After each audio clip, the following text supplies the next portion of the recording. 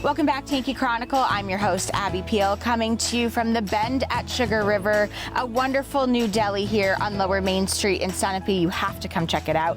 And I'm now joined by one of the co-owners here, Chris Lockwood. Hi, Chris. Hi, Abby. This is quite the spot to sit and this chat. Is incredible. This feels good, and it's now spring. We have some birds.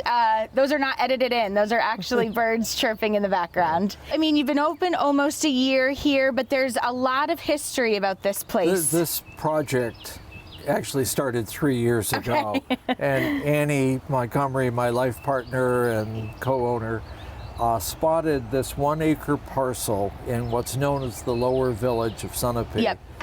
And at the time, it had an old farmhouse and a barn. The barn was collapsing, but she was particularly attracted the way the Sugar River wraps around this property in a horseshoe fashion. It's amazing. And originally our thought was to try to rehab the house and the barn, but they were too far gone. So we pivoted and came up with the idea of building a year-round deli and country store along with 3 townhouse units that we would make available as workforce housing. Amazing. For nurses and teachers and stuff.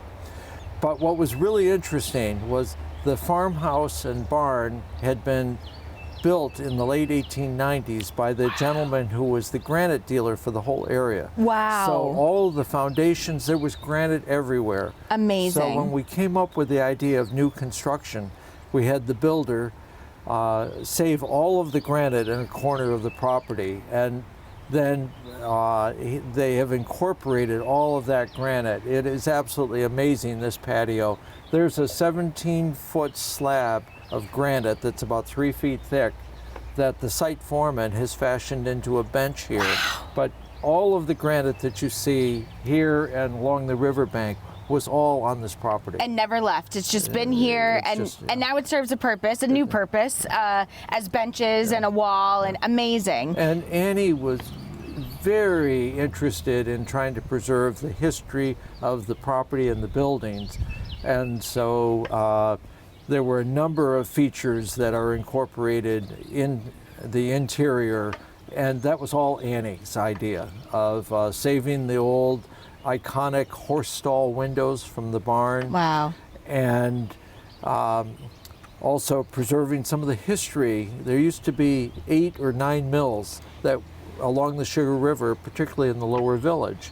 And we're hoping as we go forward to have some history, walking tours, but inside the deli, in homage to that, we have a couple of the wooden rakes from the Alexander Wooden Rake and Crutch Factory hanging, and we have pictures of some of the other mills that were along the river. And what life you've brought back to here. Do you hear a lot of people that come into the deli saying, oh, I've never really been down here? Exactly. When we first started the project, people would say, well, where in the harbor are you going to be? And we'd say, well, no, we're not in the harbor, we're in the lower village. And typically it was like a deer in the headlights. Right. Where is that? Right. Well, I think now that we've been open almost a year, people are discovering the lower village has so much to offer. Right. You've really put it on the map. Yeah. Amazing.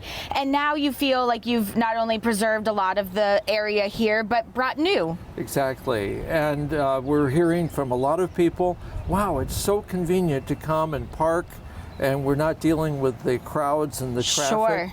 But we think it's very important that Sunapee, holistically, it used to be the lower and upper village, bisected when Route 11 went in. Right. I think we're, in a very gentle way, helping people to discover that this is an important part of Sunapee. Yeah, I think you don't really drive through here unless you're going to the Sunapee Middle High School or, you know, up to Sunapee Heights. And I'm sure you've had many people pop in that just go, I didn't even know this was here. We've had many people say that, but they said, we're coming back. That's important, right? That's important. It's important. It's amazing you have preserved this area. You've brought life to the lower village. I hope that you lay your head down every night and feel like you've brought something great to Sunapee. Well, it's been very exciting. Very honestly, we didn't know what we were getting into.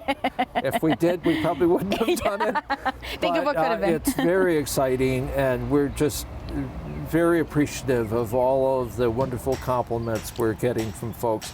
Thank you. Sunapee needed something like this, and we value that. Amazing. Well, Chris, congratulations on almost a year in business, and thank you for hosting Yankee Chronicle these 2 weeks. It was our pleasure. Thank you. When we return, we'll take a look at the beautiful falls and sights along the Sugar River, and David Hoffman will tell us more about the proposed Riverwalk. But first, these messages from another one of our good Yankee Chronicle underwriters.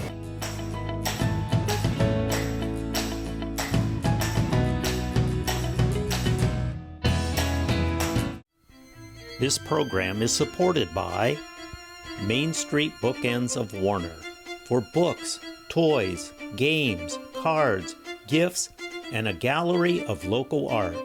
Main Street Bookends of Warner. The Bridges of Madison County.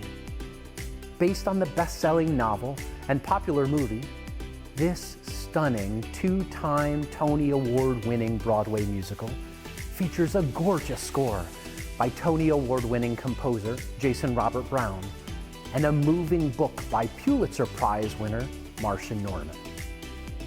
After marrying an American soldier to escape Italy at the end of World War II, Francesca builds herself a home in Iowa, raising 2 children and settling into a steady but unremarkable routine. Then one day, she meets Robert, a charismatic photographer who awakens her passion and changes her life forever. In its first time on the Barn Playhouse stage, The Bridges of Madison County is a sweeping romance that is bound to leave audiences breathless. Due to its adult situation and themes, The Bridges of Madison County is likely not recommended for all ages.